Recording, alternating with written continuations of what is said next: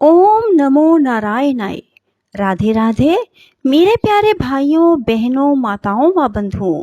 आज इंदिरा एकादशी के दिन मैं आपके लिए लाई हूँ इंदिरा एकादशी व्रत कथा।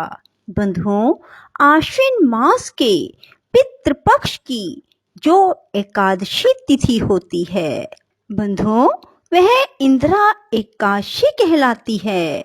बंधुओं, यदि इंदिरा एकादशी का व्रत किया जाए तो व्रत करने वाले मनुष्य के 7 पीढ़ियों तक के पितृ तर जाते हैं। बंधुओं, उसे सर्व सुख की प्राप्ति होती है और अंत में वह मनुष्य मोक्ष की प्राप्ति करता है। बंधुओं, इंदिरा एकादशी व्रत करने वाले के पितरों का उद्धार होता है और उन्हें दिव्य लोकों में प्रवेश मिलता है।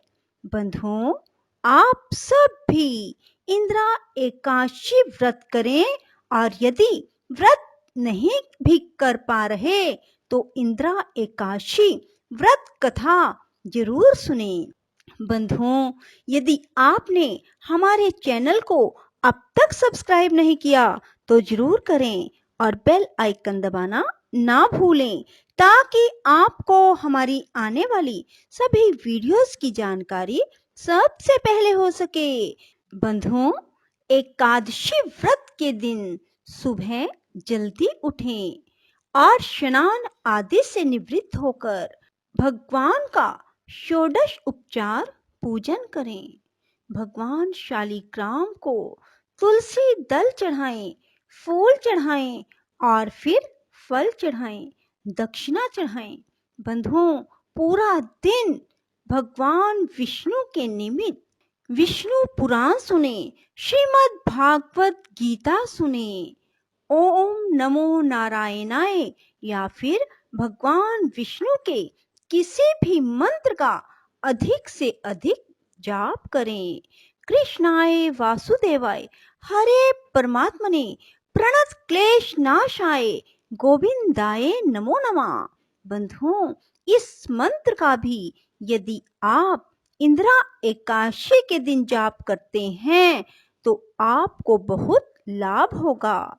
बंधुओं, इस मंत्र का अधिक से अधिक जाप यदि किया जाए तो मनुष्य के जीवन में जितने भी कलह क्लेश हैं वे सदा के लिए समाप्त हो जाते हैं। एकादशी के दिन रात्रि जागरण जरूर करें।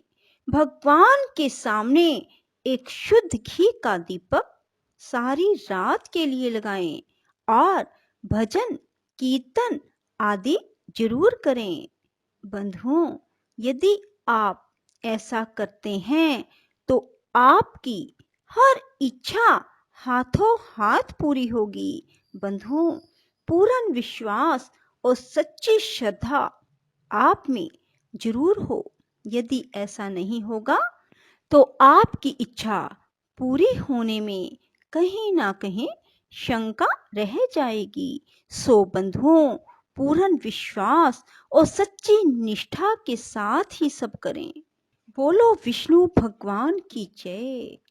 बंधुओं, पितृपक्ष अर्थात आश्विन के कृष्ण पक्ष की यह एकादशी इंदिरा एकादशी कहलाती है।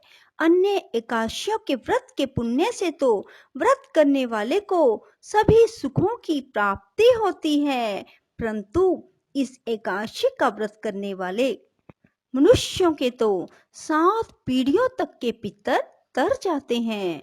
इंदिरा एकादशी का व्रत करने वाला खुद तो मोक्ष प्राप्त करता ही है, अपने सभी पितरों का उद्धार करके उन्हें भी दिव्य लोकों में प्रवेश का अधिकारी बना देता है। इस एकादशी को भगवान शालिग्राम की पूजा की जाती है और भगवान को पुष्प चढ़ाए जाते हैं, तुलसी दल चढ़ाए जाते हैं और फल चढ़ाए जाते हैं। बंधुओं, अब मैं आपको सुनाने जा रही हूँ इंदिरा एकादशी व्रत कथा। सभी बोलो विष्णु भगवान की जय। धर्मराज युधिष्ठिर ने पूछा, हे जनार्दन, आश्विन मास के कृष्ण पक्ष की एकादशी का क्या नाम है, इस व्रत की विधि और फल क्या है, सो आप मुझे बताइए। श्री कृष्ण ने कहा, हे राजन, इस एकादशी का नाम इंद्रा एकादशी है। यह एकादशी पापों को नष्ट करने वाली, पितरों को अधोगति से मुक्ति दिलाने वाली है। आप ध्यान पूर्वक इसकी कथा सुनो। इसके सुनने मात्र से वाजपेयी यज्ञ के पुण्य फल की प्राप्ति होगी।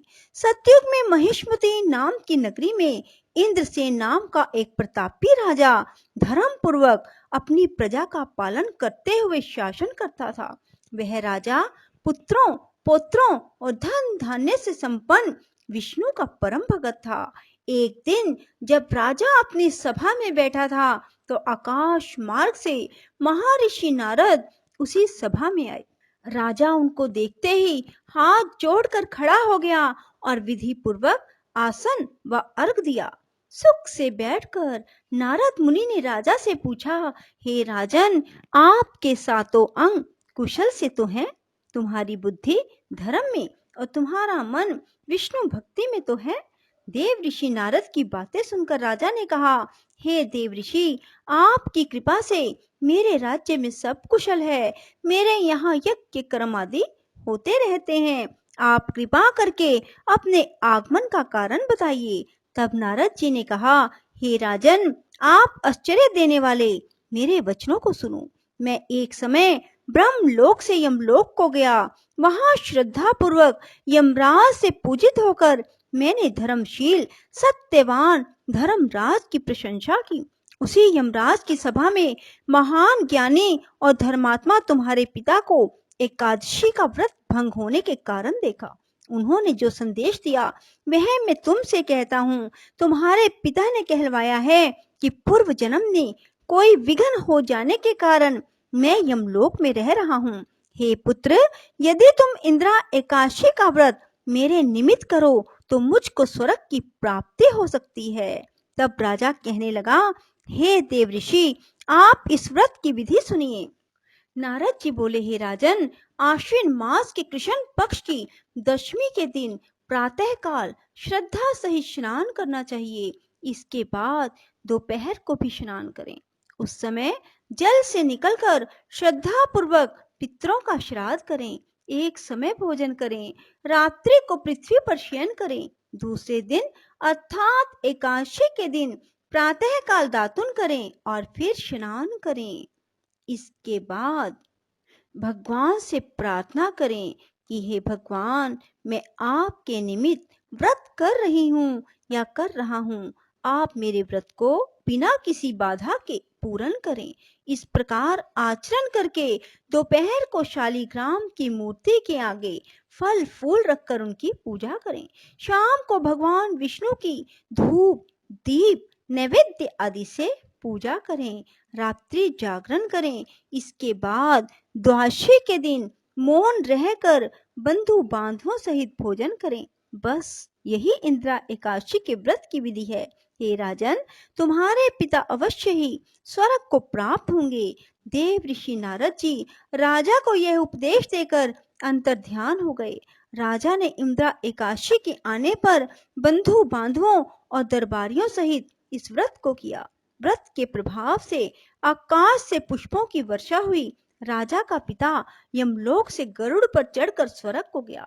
राजा इंद्रसेन भी एकादशी के व्रत के प्रभाव से इस लोक में समस्त सुख भोग कर अंत में स्वर्ग लोक को प्राप्त हुए।